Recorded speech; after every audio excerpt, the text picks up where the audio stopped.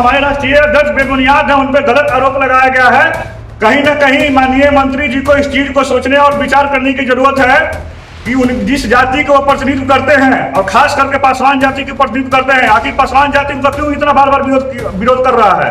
कहीं ना कहीं कुछ दिन पहले देखिएगा वो हाजीपुर गए थे, वहां पर उनको स्याही फेंका गया।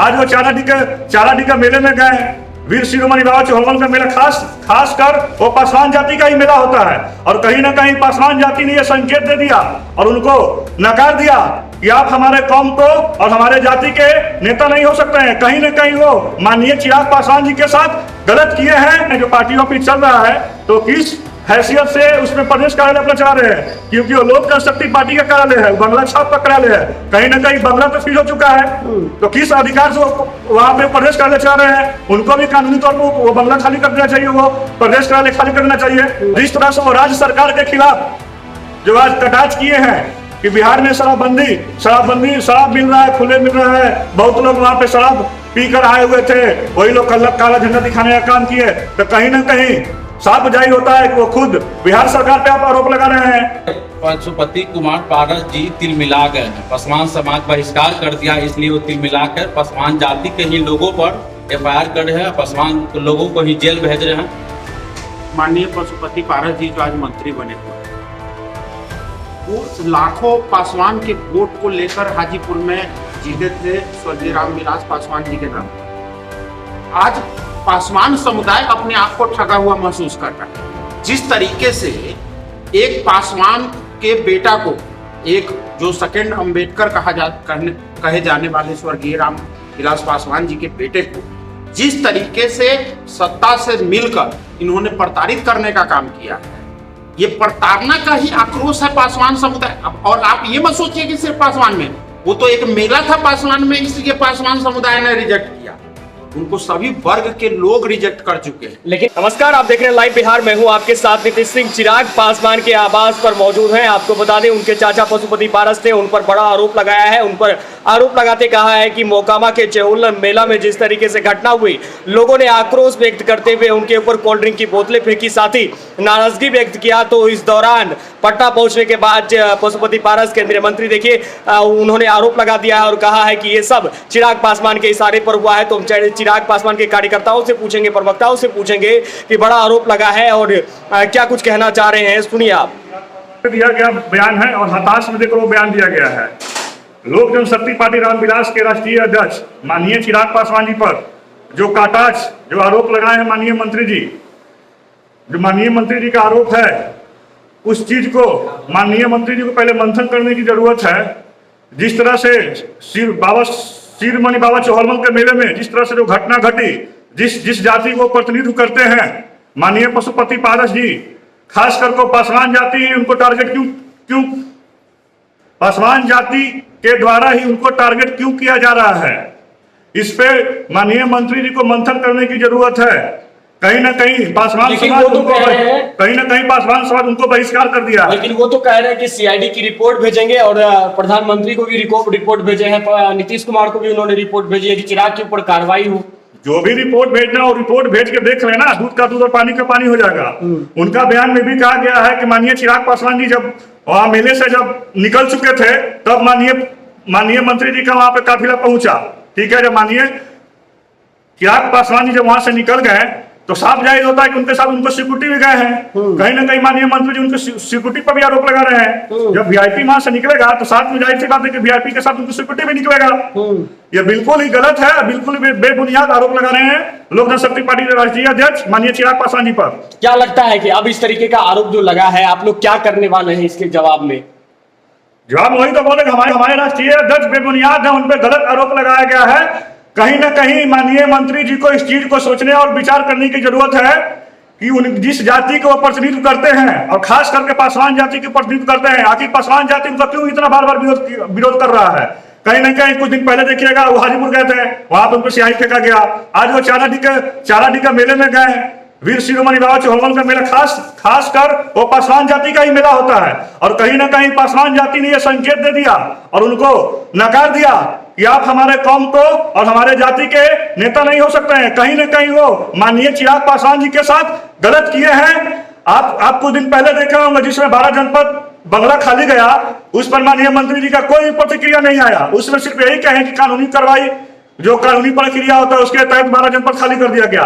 तो उन्हीं के बयान को लेकर आपको कहना चाहते हैं कि जिस तरह वो बोले, आखिर आज वन बिला रोड में जो पार्टी ऑफिस चल रहा है, तो किस हैसियत से उसमें प्रदेश कार्यालय अपना चला रहे हैं? क्योंकि वो लोक जनशक्ति पार्टी का कार्यालय है, बंगला छाप का कार्यालय है, कहीं ना कहीं बंगला तो सील हो चुका है। तो किस अधिकार से वो वहां पे प्रदेश कार्यालय चला रहे हैं? उनको भी कानूनी तौर पर वो बंगला खाली कर देना चाहिए, वो प्रदेश कार्यालय खाली कर देना चाहिए। तो वो कानूनी प्रक्रिया वो खुद फॉलो क्यों नहीं करते हैं? और जिस तरह से वो राज्य सरकार के खिलाफ जो आज कटाक्ष किए हैं कि बिहार में शराब मिल रहा है, खुले मिल रहा है, बहुत लोग वहां पे शराब पीकर आए हुए थे, वही लोग काला झंडा दिखाने का काम किए, तो कहीं ना कहीं साफ जाहिर होता है कि वो खुद बिहार सरकार पे आप आरोप लगा रहे हैं। आप सहयोगी दल है, एनडीए के एक पार्ट हैं, कहीं ना कहीं शराबबंदी माननीय नीतीश कुमार जी का फर्स्ट एजेंडा है, आप सरकार पे भी तो आरोप लगा रहे हैं। और शासन प्रशासन के द्वारा कहीं ना कहीं लोक जनशक्ति पार्टी रामविलास के तमाम कार्यकर्ताओं पर जो मुकदमा किए हैं, और खास करके पासवान जाति पे वो टारगेट करने का काम कर रहे हैं माननीय पशुपति पारस जी। क्या लगता है खामियाजा भुगतना पड़ेगा इसका? खामियाजा क्या भुगतना पड़ेगा? तो दूध का दूध और पानी का पानी हो जाएगा आने वाले समय में। कौन, जब जनता में आक्रोश होगा तो जाहिर सी बात है उनको तो झेलना ही पड़ेगा आक्रोश।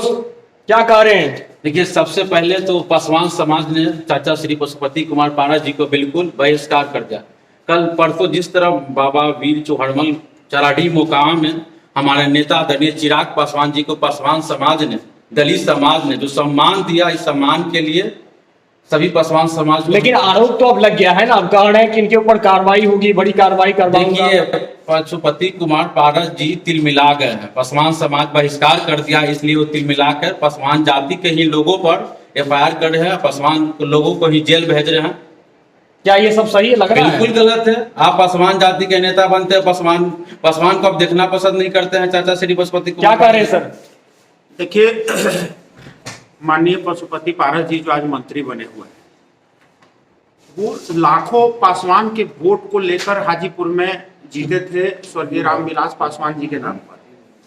आज पासवान समुदाय अपने आप को ठगा हुआ महसूस कर रहा है।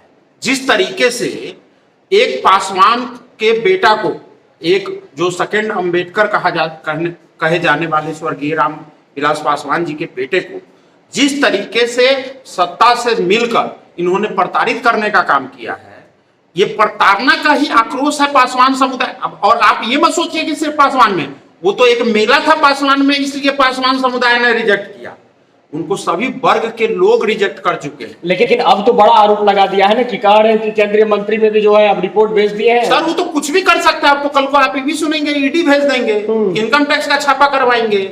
आज हमारे माननीय चिराग जी के पास एक घर नहीं है वहां दिल्ली में रहने के लिए, आप कुछ भी कर लीजिए, आप तो सरकार का हिस्सा है, आप तो कोई भी नोटिस भेज सकते हैं। लेकिन अपने सरकार के खिलाफ भी कह रहे हैं ना कि शराबबंदी है, लोग शराब पी के वहां आए हुए थे, पथराव कर दिया।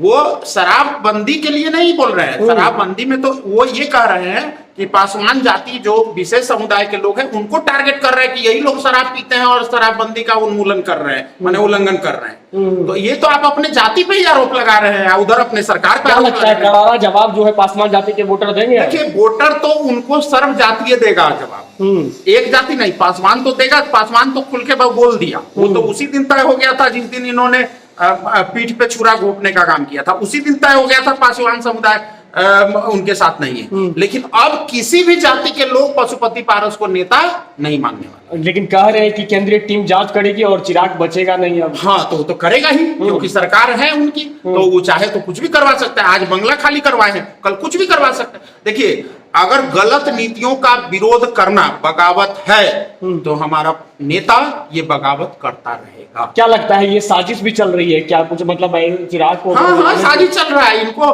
हम लोगों के ये चूंकि चाहते नहीं है। आज देखिए कि नीतीश कुमार के कार्यशैली को, नीतियों को बीजेपी के लोग खुद विरोध कर रहे हैं।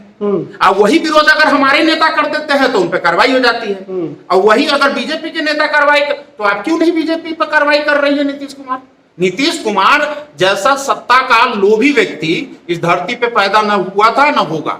किसके इशारे पे पशुपति पारस ये सब कर रहे नीतीश हैं? कुमार, ये तो बच्चा बता देगा कि नीतीश कुमार अपने महत्वाकांक्षा को पूरा करने के लिए वो समाज को तोड़ा है, जाति को तोड़ा है, परिवार को तोड़ा है, पॉलिटिकल पार्टी को तोड़ा है, यहां तक कि वो अपने चरित्र को भी तोड़ दिया।